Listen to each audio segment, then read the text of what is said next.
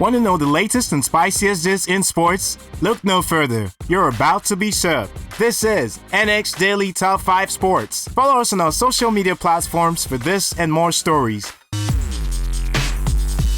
Number 5. Ole Gunnar SolksJaer says Paul Pogba has never been a problem, and there is an agenda against him. Pogba's agent Mino Raiola has said the 26-year-old wants to leave the United and hopes it, quote, there will soon be a satisfying solution for all parties, end of quote.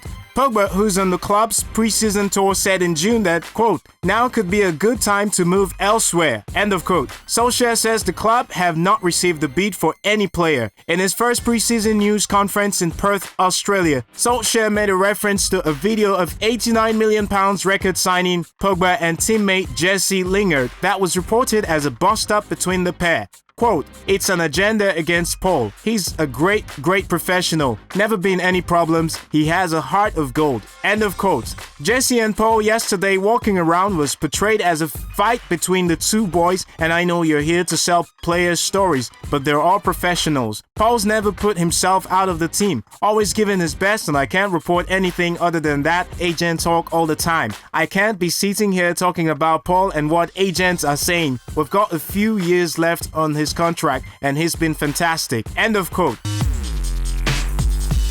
And number 4, Andy Murray and Serena Williams wowed Wimbledon again as the box office partnership continued with another straight set win in the mixed doubles.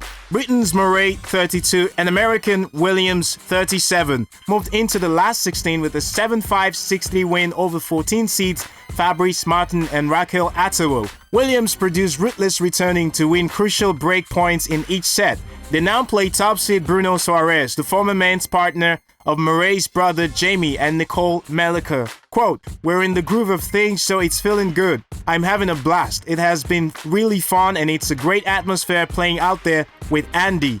End of quote. Murray added, quote, she returned brilliantly, especially at the end of the first set and the start of the second, hitting clean winners and making my job easy. But then I was missing mine on break points. We both played well, and if she keeps returning like that, we'll have a good chance. All matches are great for me, doubles especially, for the reactions and reflexes, which has helped me, and once I've finished here, hopefully on Sunday I'll get back and start practicing some more singles. End of quote.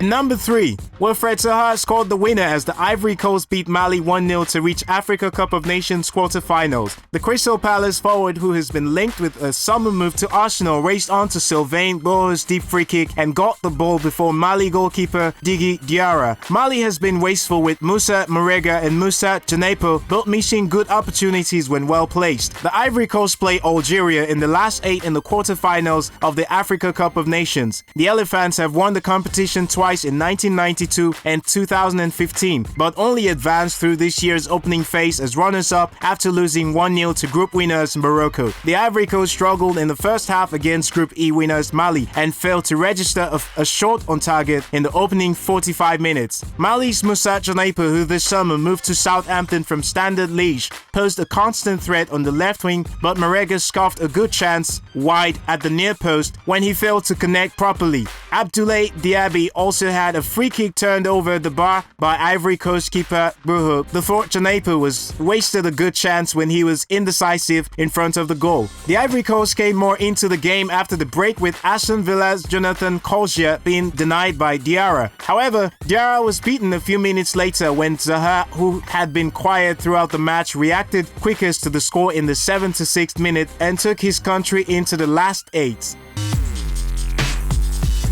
And number 2, Nigeria at the quarterfinals. Nigeria have reached the quarterfinals of Africa Cup of Nations following some exciting, dramatic, and in some cases surprising last 16 ties in Egypt. The hosts are gone, knocked out by South Africa, but the likes of Senegal, Algeria, the Ivory Coast, and debutants Madagascar remain.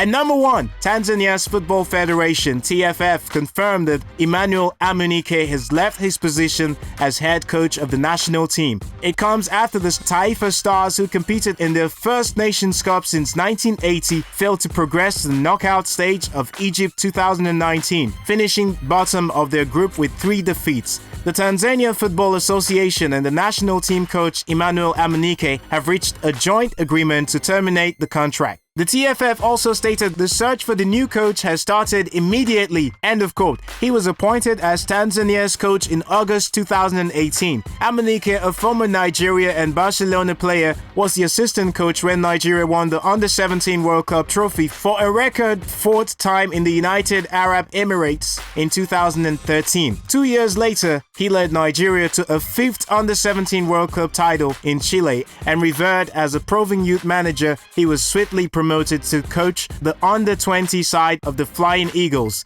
As a player, he was a key part of the Super Eagles team, scoring both goals at the 1994 Africa Cup of Nations in Tunisia, where Nigeria beat Zambia 2-1 to secure their 2nd African title. And that's a wrap on NX Daily Top 5 Sports. Connect with us on our social media platforms on Facebook and Instagram at Nigezie Extreme. Tweet us at Nigezie TV, and you can visit our website at www.nigezie.tv.